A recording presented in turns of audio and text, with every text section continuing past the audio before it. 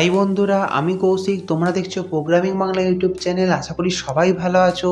তো চলে এসেছি একটি নতুন ভিডিও নিয়ে। আজকে আমাদের ভিডিওর টপিক হলো সি প্রোগ্রামিং এর বেসিক প্রিডিফাইন্ড ফাংশন scanf। এর আগের ভিডিওতে আমরা প্রিন্টএফ নিয়ে আলোচনা করেছিলাম। যারা প্রিন্টএফ এর ভিডিওটি দেখোনি তারা অবশ্যই গিয়ে প্রিন্টএফ এর ভিডিওটি দেখে নাও, তাহলে তোমাদের scanf বুঝতে সুবিধা হবে। তো এই ভিডিওতে বেসিক্যালি আমরা scanf এর বেসিক সিনট্যাক্স, এছাড়া কিছু এছাড়া কিছু অপারেটর নিয়ে আলোচনা করেছি। তো ভিডিওটি খুবই ইন্টারেস্টিং হতে চলেছে, তাই স্কিপ না করে শেষ পর্যন্ত দেখো। তো ভিডিওটি শুরু করার জন্য আমরা চলে যাচ্ছি আমাদের কম্পিউটার স্ক্রিনে। তো হাই বন্ধুরা, আজকে চলে এসেছি একটি নতুন ভিডিও নিয়ে। তো আগের ভিডিওতে আমাদের আলোচনার বিষয় ছিল প্রিন্টএফ প্রিডিফাইন ফাংশন। তো এই ভিডিওতে যেমন আমি বলেছিলাম যে পরের ভিডিও scanf নিয়ে আমরা আলোচনা করব, তো চলে এসেছি। তো scanf একটি প্রিডিফাইন ফাংশন, যেটি প্রিন্টএফ বা scanf দুটি stdio.h, আমি আগের দিন বলেছিলাম, স্ট্যান্ডার্ড ইনপুট আউটপুট হেডার ফাইলের অন্তর্গত। তো আজকে আমরা scanf এর ইমপ্লিমেন্ট, scanf কিরকম ভাবে কাজ করে, এর সিনট্যাক্স এই সম্পর্কে জানবো। তো scanf প্রথমে বলে থাকি কি কাজে ব্যবহার করা হয় প্রোগ্রামে। তো to take the input from the user, আমি এখানে লিখেছি to take the input from the user. অর্থাৎ আমরা জানি যে প্রিন্টএফ ইউজ করা হয়েছিল কোনো লেখাকে প্রিন্ট করা বা কোনো টেক্সটকে আউটপুট হিসাবে দেখানোর জন্য প্রিন্টএফ ব্যবহার করা হয়েছিল, কিন্তু scanf সম্পূর্ণ আলাদা। scanf সম্পূর্ণ উল্টো। scanf কোনো ইউজারের থেকে ইনপুট নিতে প্রোগ্রামে ব্যবহৃত হয়। তো এবার আমরা যদি scanf এর সিনট্যাক্সটা পুরোপুরি দেখতে চাই, তো সেক্ষেত্রে আমাদের দুটো জিনিস খুব ভালো করে জানতে হবে। একটা হচ্ছে ফরম্যাট স্পেসিফায়ার, একটা হচ্ছে অ্যাড্রেস অফ অপারেটর। তো ফরম্যাট স্পেসিফায়ারটা কি জিনিস? ফরম্যাট স্পেসিফায়ারটা বলে থাকি, ফরম্যাট স্পেসিফায়ার হচ্ছে সবসময় আমাদের যে কম্পাইলার আছে সেই কম্পাইলারকে ইনস্ট্রাক্ট করে যে কি ধরনের ডেটা টাইপ নিয়ে আমরা কাজ করছি। আমাদের প্রোগ্রামে আমরা various type of data type নিয়ে কাজ করি। আমরা কখনো ইন্টিজার ডেটা টাইপ, কখনো ফ্লোট, কখনো ক্যারেক্টার, এরকম অনেক ডেটা টাইপ আছে যেগুলো নিয়ে আমরা কাজ করি। তো আবার অনেক স্পেসিফিক ডেটা টাইপ আছে। তো আমরা যে ডেটা টাইপ নিয়ে কাজ করি না কেন, সেই প্রোগ্রামে কম্পাইলার সবসময় বুঝতে পারে এই ফরম্যাট স্পেসিফায়ারের দ্বারা যে আমরা কোন ডেটা টাইপ নিয়ে কাজ করছি। এটাই মেন ফরম্যাট স্পেসিফায়ারের কাজ। তো এবার আমরা address of operator. Address of operator কি না, আমরা যে অপারেটরটা ইউজ করছি তার মেন অ্যাড্রেস বা মেমোরি অ্যাড্রেস কি এবং সেটি কোন মেমোরির কোন অ্যাড্রেসে গিয়ে স্টোর হচ্ছে, সেটাই অ্যাড্রেস অফ অপারেটরের কাজ। এবার ভেরিয়েবল নেম, আমরা ডিক্লারেশন সেকশনে যে ভেরিয়েবল নিই সেই ভেরিয়েবলের নেমটাই এখানে এখানে এখানে ইউজ করতে হবে scanf এ। তো scanf এর সিনট্যাক্স সম্পর্কে আমি সম্পূর্ণ আলোচনা করলাম। এবার অনেকের মনেই প্রশ্ন আসতে পারে যে অপারেটরটা কি। অপারেটরটা প্রথমে বলে থাকি, অপারেটর হচ্ছে আমাদের প্রোগ্রামে এমন একটা সিম্বল, যে সিম্বলটা সবসময় আমাদের কম্পাইলারকে ইনস্ট্রাক্ট করে বা বলে যে কি ধরনের এরিথমেটিক্যাল বা লজিক্যাল ম্যানিপুলেশন আমাদের প্রোগ্রামে কম্পাইলার এক্সিকিউট করবে। অর্থাৎ আমাদের প্রোগ্রামে যে গাণিতিক বা যৌক্তিক যে কোনো ধরনের কাজই সম্পন্ন হয় এই অপারেটরের দ্বারা। অর্থাৎ আমাদের প্রোগ্রামে যদি অপারেটর না থাকতো, তাহলে আমরা যাই করি না কেন, সাবমেশন, যোগ বিয়োগ, সাবট্রাকশন, ডিভিশন, মডুলো ডিভিশন, যোগ বিয়োগ, গুণ ভাগ এবং ভাগশেষ বের করা, তো আমরা কিছুই করতে পারতাম না। তো অপারেটরই ঠিক করে যে আমরা কি ধরনের কাজগুলো করব। তো এই জন্য অপারেটর জানা খুবই দরকার। তো সি প্রোগ্রামিং এই অপারেটর একটা খুবই ভালো চ্যাপ্টার এবং খুবই গুরুত্বপূর্ণ চ্যাপ্টার, এবং এখান থেকে অনেক এমসিকিউজ আসে পরীক্ষায়। তো তোমরা যদি চাও অপারেটর নিয়ে বিস্তীর্ণ ভিডিও বানিয়ে দিতে, তো সেই ক্ষেত্রে কমেন্ট করে জানাও, আমি অপারেটর নিয়ে ফুল ভিডিও পরবর্তী ক্লাসে বানিয়ে দেবো। এবং সেখানে ইউনারি, বাইনারি, টার্নারি, অনেক ধরনের অপারেটরে ভাগ থাকবে, এবং সেই ক্লাসে আমরা শুধু অপারেটর নিয়ে আলোচনা করব। তো এবার আমরা একদম আমাদের স্ক্রিনে ডেভ সি প্লাস প্লাস এর স্ক্রিনে চলে যাচ্ছি।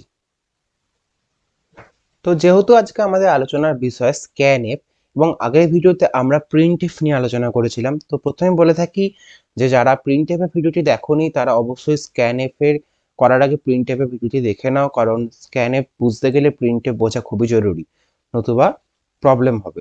আর যদি তোমরা দেখে নাও তাহলে তোমাদেরই সুবিধা হবে। তো চলো বেশি দেরি না করে আমরা আমাদের কোড লেখা শুরু করি। তো ফার্স্ট অফ অল যেটা আমাদের করতে হবে, তো আমি কমেন্ট করলাম, কমেন্ট করে আমাদের আজকে আলোচনা বিষয় যেটা scanf লিখলাম। দেন আমরা প্রোগ্রামের একদম ফার্স্ট লাইন, যেটা আমি বলে আসি যে প্রত্যেকটি সি প্রোগ্রামিং এর প্রথম লাইন হচ্ছে hash include stdio.h, hash include stdio.h।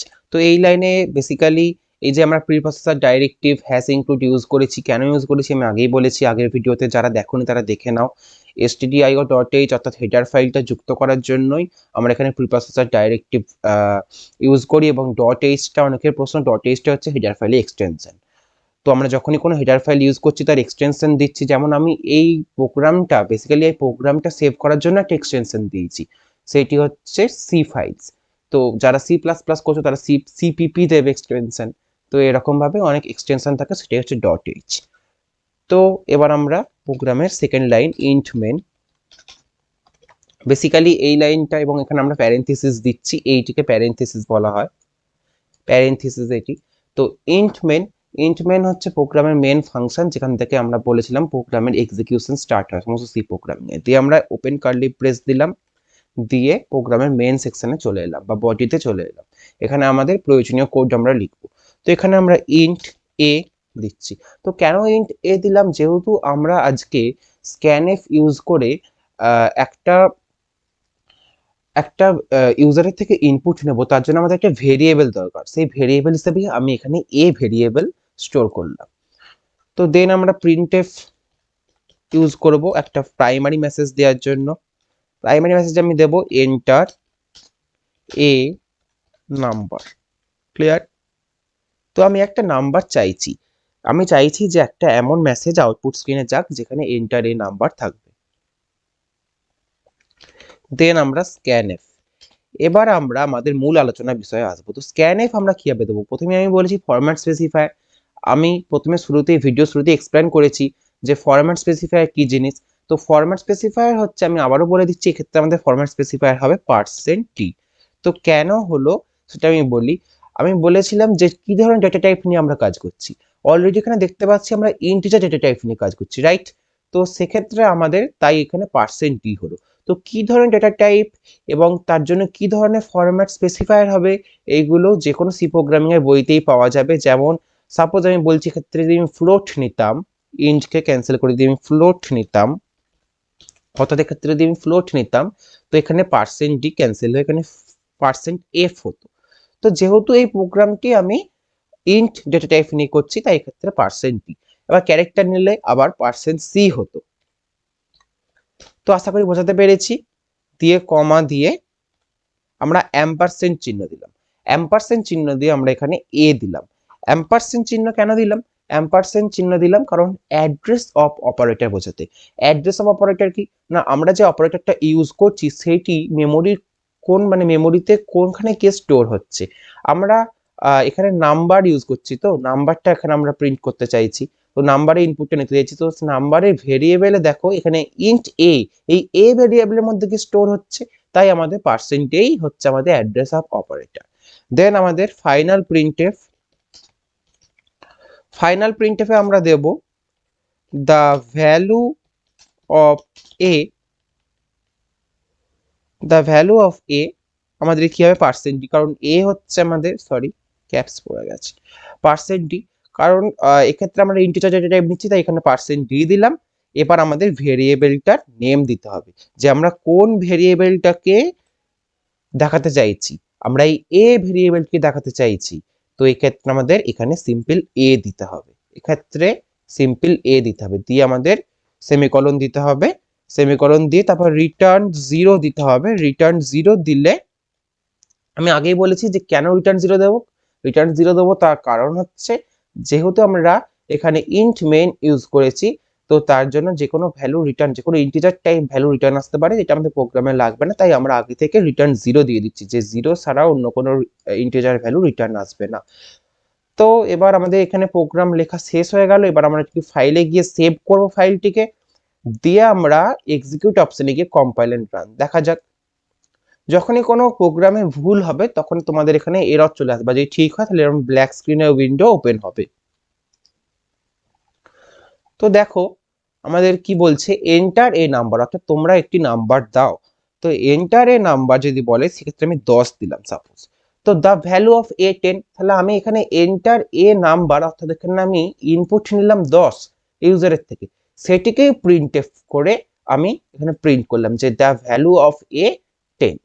তাহলে বোঝাতে পারলাম যে আমি কিভাবে একটি ভেরিয়েবলকে বা ভেরিয়েবলের ভ্যালুকে ইনপুট হিসেবে নিয়ে স্ক্যান এফ এই ফাংশনটার মাধ্যমে ইনপুট নিলাম। তাহলে মেনলি ব্যাপারটা কি হলো, প্রথম প্রিন্ট এফ ইউজ করলাম, দিয়ে প্রিন্ট এফে আমাদের নাম্বারের ভ্যালু এন্টারের নাম্বার চাইলো, দিয়ে দেন আমার স্ক্যান এফ ইউজ করলাম, সেখান থেকে নাম্বারের আমাদের মানে ইনপুটটা নিল ফ্রম দ্য ইউজার, দেন আমাদের আবার প্রিন্ট এফ করে আমাদের সেই ভ্যালুটাকে এ প্রিন্ট করে দিল। তো স্ক্যান এফ এই কাজেই ইউজ করা হয়। তো স্ক্যান এফ এর মাধ্যমে কি করে আমরা কোনো ইনপুটকে ইউজারের থেকে নিতে পারি, আশা করি আমি ক্লিয়ার করতে পেরেছি। তো এটি স্ক্যান এফ এর একদম একটি নর্মাল ভিডিও। এবার স্ক্যান এফ ইউজ করে সাবমেশন, অ্যাডিশন, সাবমেশন, যোগ বিয়োগ, সাবট্রাকশন, গুণ, মডুলো ডিভিশন সব আছে। তো এবং এটা ফ্লোট। তো আমি ফ্লোটটা একবার দেখিয়ে দিই। ফ্লোটটা হচ্ছে সাপোজ দশমিক সংখ্যা, ফ্লোট। এখানে আমরা ফ্লোট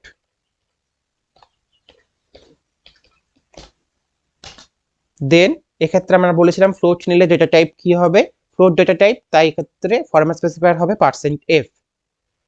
আর যদি আমরা এখানে %f করতে হবে, দেন এটাকে আমরা সেভ করব, দিয়ে এক্সিকিউট অপশনে গিয়ে compile and run. Yes, enter a number, enter a নাম্বারে যদি আমি একটা ফ্লোট সংখ্যা নিই, সাপোজ 10.2, এই যে দ্য ভ্যালু অফ এ 10.20000। তো আমরা জানি জিরোগুলো কোনো দাম নেই। তো এই তাতেও যদি আমরা এই জিরোগুলোকে তুলতে চাই, তারও একটা পদ্ধতি আছে, সেটা আমি দেখিয়ে দিচ্ছি। যদি আমরা চাই যে না দশমিকের পর অতগুলো জিরো আমার থাকবে না, তো সেই ক্ষেত্রে এখানে আমাদের 0.2, অর্থাৎ আমরা দশমিকের পর কতগুলো জিরো চাইছি, কতগুলো ঘর চাইছি। দশমিকের পর যদি আমরা দুটো ঘর চাই তাহলে সেক্ষেত্রে 0.2, যদি তিনটে ঘর চাই সেক্ষেত্রে 0.3, যদি চারটে ঘর চাই সেক্ষেত্রে 0.4। তো এখানে আমার দেখতে ভালোর জন্য আমি এখানে 0.2 দিলাম, দিয়ে এটাকে সেভ করি, দেখি কি আসে। এক্সিকিউট অপশনে গিয়ে কম্পাইল এন্ড রান। ইয়েস, তো দেখো এখানে আবার চাইছে এন্টার এ নাম্বার। এখানে আমি সাপোজ 9.3 দিলাম, সরি সরি সরি সরি, আর একবার আমি এটাকে ওপেন করছি, compile and run. Enter a number, suppose আমি 9.3 দিলাম। ইয়েস, দেখো এবারে কিন্তু 0000 করে দেখাচ্ছে না, দ্য ভ্যালু অফ এ 9.30, অর্থাৎ দশমিকের পরে আমরা এখানে দুটো ঘর নির্দিষ্ট করে দিয়েছি, সেটার কাজই হচ্ছে 0.2। তো আশা করি আমরা এই ভিডিওর মাধ্যমে স্ক্যান এফটা কি করে ইউজ করে পুরোপুরি বুঝতে পেরেছি। তো পরবর্তীকালে আমরা অনেক কমপ্লেক্স প্রোগ্রাম এর প্রবলেম সলভিং করব, এবং আমাদের যে টেলিগ্রাম গ্রুপ আছে তোমরা যদি চাও সেখানে যুক্ত হতে পারো, এবং সেখানে তোমাদের কোয়ারি যা থাকবে বা প্রবলেম থাকবে সেগুলো সরাসরি আমাদের বলতে পারো, এবং সেখানে আমি সেই প্রবলেমগুলো সলভ করে সেখানে দিয়ে দেওয়ার চেষ্টা আমি করব। তো আজকের ভিডিও এই অবধি। আশা করছি ভিডিওটি আপনাদের প্রত্যেকে ভালো লেগেছে। ভালো লাগলে অবশ্যই ভিডিওটিকে লাইক করুন, কমেন্ট করুন এবং বন্ধুদের সাথে অনেক অনেক শেয়ার করুন। এরকম আরও নতুন ভিডিও পেতে অবশ্যই প্রোগ্রামিং বাংলা এই ইউটিউব চ্যানেলটিকে সাবস্ক্রাইব করুন এবং পাশে বেল আইকনটিকে প্রেস করে দিন সবার আগে ভিডিও পেতে। যদি আপনারা আমাদের সাথে যোগাযোগ করতে চান তাহলে ইনস্টাগ্রামের মাধ্যমে আমাদের সাথে যোগাযোগ করতে পারেন। এছাড়া টেলিগ্রাম গ্রুপের লিঙ্ক আমরা ডেসক্রিপশন বক্সে দিয়ে দিয়েছি। বন্ধুরা, আজকের টিউটোরিয়ালে আমরা সি প্রোগ্রামিং এর এই টপিকটি নিয়ে আলোচনা করলাম, এবং পরবর্তীকালে দেখা হবে অন্য কোনো টপিক নিয়ে অন্য কোনো ভিডিওতে। Thank you for watching this video.